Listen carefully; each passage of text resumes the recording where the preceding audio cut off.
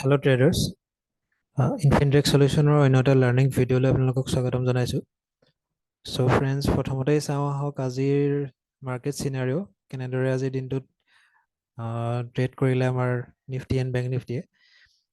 তো প্ৰথমতে যদি চাওঁ নিফটি যিটো ইম্পৰ্টেণ্ট লেভেল আছিলে 22,034।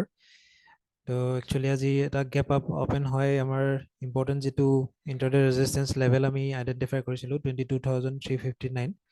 তো তাৰ ওচৰে পাজৰে অপেনিং হয় আৰু ফাৰ্ষ্ট তিনিডাল কেণ্ডেলত একচুৱেলি আমি এটা ডাউনফল দেখা পাওঁ এণ্ড দেন এগেইন সি আপচাইডৰ আমাৰ যিটো 22,359ৰ ইম্পৰ্টেণ্ট লেভেল তাৰ ওচৰলৈকে এটা আপ মুভ দিয়ে, বাট খুব শ্বাৰ্প আপ মুভ নাছিলে।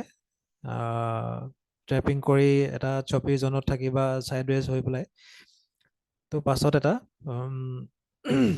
আপচাইড মুভ কৰি পেলাই 22,359ৰ ওচৰত ক্লজিং দিয়ে। ইনফেক্ট আমাৰ যিটো ইম্পৰ্টেণ্ট ৰেজিষ্টেঞ্চ আছিলে চৰি ইণ্টাৰডে লেভেল হিচাপে, তো সেইটো তাৰ তলত কিন্তু আমাৰ যিটো ক্লজিং আজিৰ দিনটোৰ ক্লজিং আহিছে 22,336। চ' আমাৰ ৰেজিষ্টেঞ্চ লেভেলটো সি ব্ৰেক কৰিব নোৱাৰিলে। তো কাইলৈ দিনটোৰ কাৰণে চাবলগীয়া হ'ব সি কেনেদৰে বিহেভ কৰে।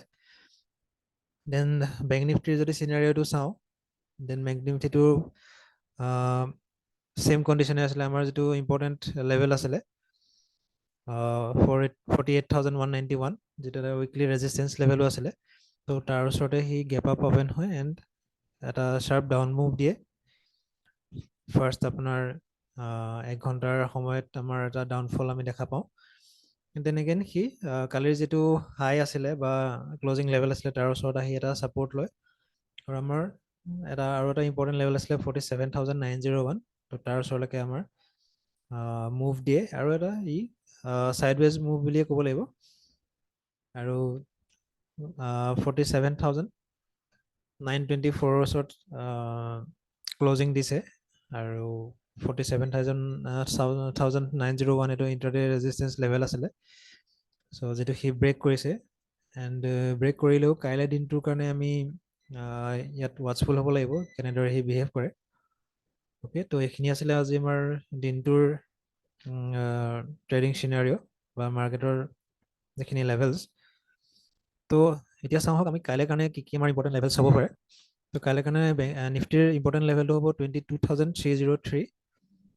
তো কাইলৈ কাৰণে যিটো ইণ্টাৰডে ৰেজিষ্টেঞ্চ লেভেল হ'ব 22,359 এণ্ড যিটো উইকলি আমাৰ ৰেজিষ্টেঞ্চ লেভেল সেইটো একেই থাকিব 22,418। তাৰ ওপৰতহে আমি একচুৱেলি বুলিছ মুভ দেখা পাম আৰু ওপৰত 22,521 এটা ষ্ট্ৰং ৰেজিষ্টেঞ্চ জোন আছে।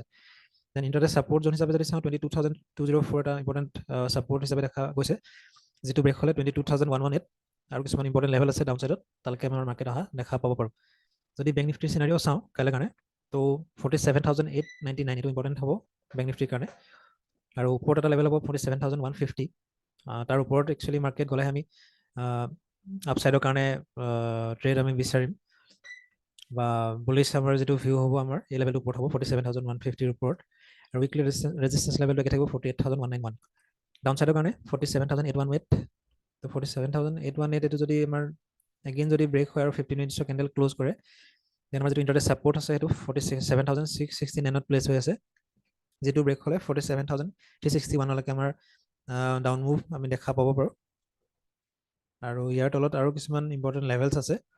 তাৰ কাৰণে আপোনালোকে আমাৰ টেলিগ্ৰাম চেনেলৰ লগত জড়িত হ'ব পাৰে আৰু আমাৰ লেভেলছখিনিৰ ওপৰত আপোনালোকৰ যিখিনি আপোনাৰ লেভেলছ থাকিব সেইখিনি যদি আপোনালোকে লাইভ মাৰ্কেটত লগাই ৰাখে বা আপোনালোকে সেইটো মতে যদি কাম কৰে আৰু তাৰ লগতে আপোনাৰ চাইক'লজিতেও কাম কৰিব আৰু তাৰ লগতে মাৰ্কেট চিনাৰিঅ' মাৰ্কেটে কেনেদৰে বিহেভ কৰে, কাৰণ মাৰ্কেটত যিকোনো মুভ পচিবল হয়। আৰু আজি যিটো আপৱাৰ্ড মুভ আমি দেখা পালোঁ সেইটো একচুৱেলি কিয় কাৰণে আহিছে, সেইটো আমাৰ যিটো ইৰাণ আৰু ইজৰাইলৰ মাজত যিটো ৱাৰ লাইক কণ্ডিশ্যন বা চিটুৱেশ্যন হৈ আছিলে সেইটোত অকণমান মানে কমফৰ্ট দেখা গৈছে বা কোনো নিগেটিভ নিউজ অহা নাই। চ' সেইকাৰণে মাৰ্কেটে এটা বুলিছ মুভ দেখুওৱা আমি দেখিবলৈ পাইছোঁ। তো কাইলৈও পুনৰ ৱাচফুল হৈ কাম কৰিব। মাৰ্কেটৰ ভলেটিলিটি এতিয়া যদি ইণ্ডিয়া ভিক্স যদি চাওঁ 12.70 ওচৰত আছে। আজি অলপ ভলেটিলিটি কমিছে বাট ষ্টিল যিকোনো ফালে মাৰ্কেটে মুভ কৰিব পাৰে, গতিকে ৱাটচফুল হৈ থাকিব। তো আজিলৈ আহিছোঁ, থেংক ইউ ছ' মাছ, পুনৰ লগ পাম।